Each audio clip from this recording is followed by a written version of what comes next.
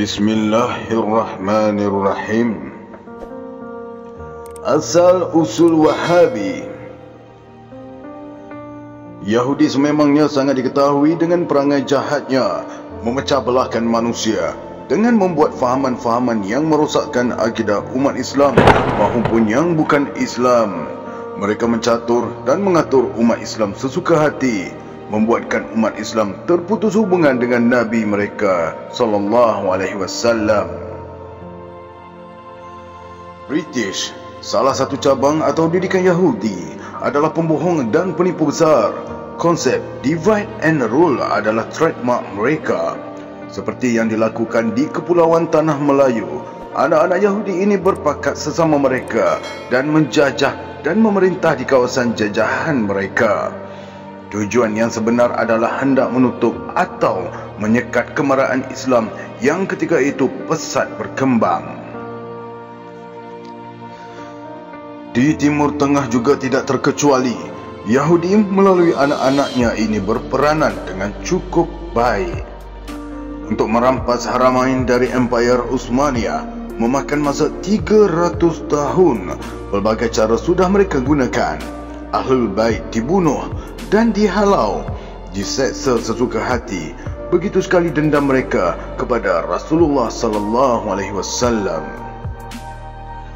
Yahudi melahirkan ajaran atau fahaman atau mazhab yang sesat seperti Bahai, Syiah dan Wahabi. Dalam ajaran-ajaran rekaan Yahudi ini pun ada cabang-cabangnya lagi. Wahabi adalah rekaan ciptaan Yahudi di bumi Hijaz yang kini namanya adalah Saudi. Hasil ajaran Wahabi melahirkan umat Islam yang jumud, keras, kasar dan biadab terhadap agama, lebih-lebih lagi terhadap Rasul.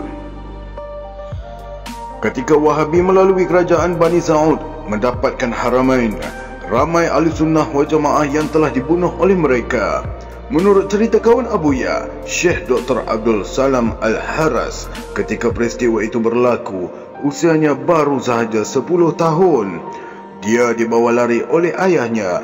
Katanya, mereka terpaksa melalui celahan mayat-mayat yang berkelimpangan, yang kebanyakan mereka adalah Ahlul Bait.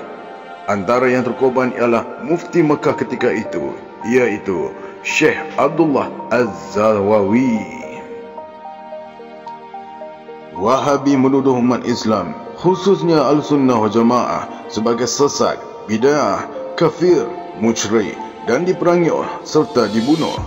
Bagi kerajaan Saudi, negara Maghribi adalah negara taghut, yakni sesat, kerana mengamalkan amal khurafat. Sedangkan di Maghribi terdapat banyak tarikat dan zawiyah yang masih menjaga nilai murni Islam. Begitulah Wahabi. Orang lain sesat, dia sahaja yang betul. Sedangkan mereka menghancurkan makam-makam para sahabat di bumi Hijaz ini. Di belakang mereka adalah Yahudi yang membekalkan senjata kepada kerajaan Wahabi ini. Diceritakan lagi oleh ahli-ahli Madinah kepada kami di sini, ketika Bani Saud menganas di Madinah, beberapa tahun jalan-jalan di Madinah seperti sungai yang berdarah. Betapa ramainya umat Islam yang dibunuh. Sayyid Ahmad Dahlan, mufti kerajaan Utsmaniyah terakhir di Mekah, dalam kitab-kitabnya banyak menulis tentang kejahatan Wahabi. Antara kitab-kitabnya Fitnah Wahabiyah, Daulah Utsmaniyah dan Khulasa Kalam. Dia adalah saksi yang mencatat kejahatan Wahabi dan Bani Saud merampas kota suci umat Islam ini. Terdapat juga kitab yang membongkar kejahatan Yahudi melalui Wahabi ini oleh Habib Munzir Al-Musawa, Sejarah Wahabi. Nama Wahabi ini diambil dari nama pengasasnya, iaitu Muhammad bin Abdul Wahhab, yang lahir di Najd pada tahun 1111 Hijrah bersamaan dengan 1699 Masihi. Dia sememangnya telah rosak pemikirannya sejak kecil lagi, bukan oleh siapa-siapa, tetapi kerana banyak mengakal-akalkan agama Islam. Sehinggakan dia ditentang oleh bapanya dan keluarganya sendiri kerana banyak pertikaikan hal-hal beragama, terutamanya dalam soal yang berkaitan Nabi SAW.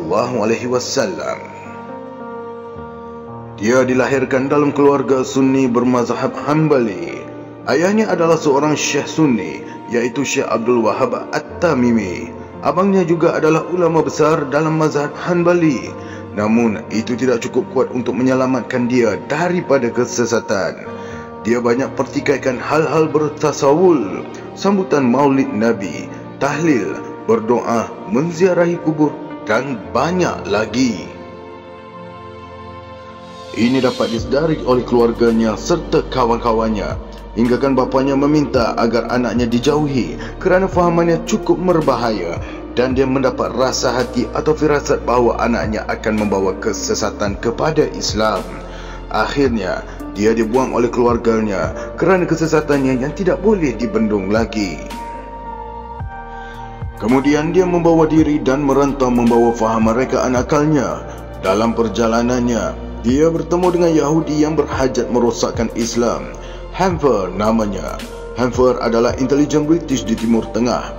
Dia berpakat dengan Ibn Wahab ini dan berjanji membantu menyebarkan ajarannya jika membantu British di Hijaz. Maka bermulalah rancangan jahat Yahudi ini dan berjalanlah ianya dengan lancar kerana adanya duri dalam daging seperti pengasas Wahabi ini. Dia telah dijadikan Yahudi sebagai sebahagian dalam program merosakkan Islam, selain rancangan Yahudi melalui Syiah dan lain-lain. Akhirnya, dia termasuk dalam rancangan Yahudi melalui Bani Sa'ud untuk merampas bumi Hijaz, khususnya Haramain. Yahudi menjadikan Bani Sa'ud sebagai kerajaannya dan Wahabi sebagai fahamannya. Kesesatan Wahabi sangat ditentang oleh umat Islam di masa itu, yang kebanyakannya masih lagi berpegang kepada Al-Sunnah wal Jamaah. Bahkan abang Ibnu Wahab, Syekh Sulaiman juga telah menulis buku sebagai membantah kejahatannya yang bertajuk Sawa'i Ilahiyah fi Raddi ala Wahabiyah. Gurunya juga turut menulis surat kepadanya supaya menarik balik kata-katanya dalam mengkafirkan umat Islam yang bertawassul, menziarahi kubur, bertahlil, menyambut maulid Nabi dan lain-lain amalan tarikat dalam Al-Sunnah wal Jamaah. Dan barang siapa yang menentang Rasul sesudah jelas kebenaran baginya dan mengikuti jalan yang bukan jalan orang-orang mukmin, kami biarkan ia bebas terhadap kesesatan yang telah dikuasainya itu, yakni Allah biarkan mereka bergelimang dalam kesesatan, dan kami masukkan ia ke dalam Jahannam, dan Jahannam itu seburuk-buruk tempat kembali. An-Nisa ayat 115.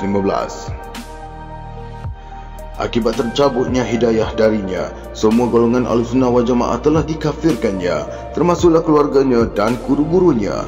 Dia cukup bebas menyebarkan ajarannya kerana disokong oleh British dan Bani Sa'ud ini.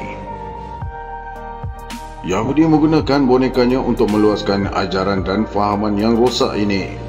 Bagi umat Islam yang lemah dan kuat jiwa agamanya, fahaman ini bersesuaian dengan jiwa mereka. Sebab itulah fahaman Wahabi ini juga digelar fahaman muda. Dia akhirnya berkahwin dengan anak perempuan kepada pengasas kerajaan Saudi, iaitu Muhammad bin Saud. Maka berkembanglah lagi ajaran Yahudi ini ke bumi Hijaz. Kerana itu juga kerajaan Saud sudah menguasai Hijaz kecuali Mekah dan Madinah. Dia membuat fatwa bahawa orang Islam telah syirik setelah zaman Salafus Soleh, iaitu selepas 3 kurun selepas zaman kenabian. Jadi dia membenarkan umat Islam dibunuh kerana baginya mereka tidak Islam lagi dan syurga sebagai ganjarannya. Bani Sa'ud yang menjadi pelaksana ibaratnya bertemu dengan pasangan yang sama selera dengannya, maka kejahatan mereka semakin berleluasa. Dia sepertinya semakin gilakan nama dan kuasa.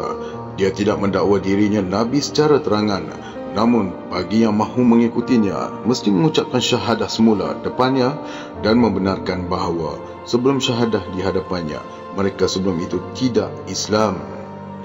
Dia juga meminta supaya mereka mengaku bahawa sebelum itu mereka tidak Islam dan ibu bapa mereka tergolong dalam golongan kafir. Dia juga mewajibkan kepada pengikutnya bahawa ulama-ulama sebelumnya adalah mati kafir. Jika ada yang tidak menurutinya, maka akan dibunuh serta-merta. Hakikatnya, dia mahu mengakui dirinya adalah Nabi. Dia juga berlagak seperti Nabi di hadapan pengikutnya, bahkan menghina Nabi SAW dan menggalakkan pengikut-pengikutnya menghina Nabi SAW. Mereka mengejek-ejek Nabi SAW dengan mengatakan baginda sudah mati dan tidak boleh berbuat apa-apa dan tidak memberikan manfaat. Sudah jelas dia berlagak seperti Nabi di hadapan pengikutnya. Nerakalah tempat selayaknya bagi penghina-penghina Nabi SAW. Pada 1802, setelah mendapatkan ramai pengikut yang berfahaman Wahabi, penganut ajaran Wahabi menyerang Karbala, Iraq. Di sana terletak tempat dikebumikan jasad cucu Nabi Muhammad SAW, iaitu Sayyidina Husain radhiyallahu anhu. Mereka menganggap bahawa tempat itu adalah membawa kerosakan, kesesatan dan maksiat serta menyekutukan Allah.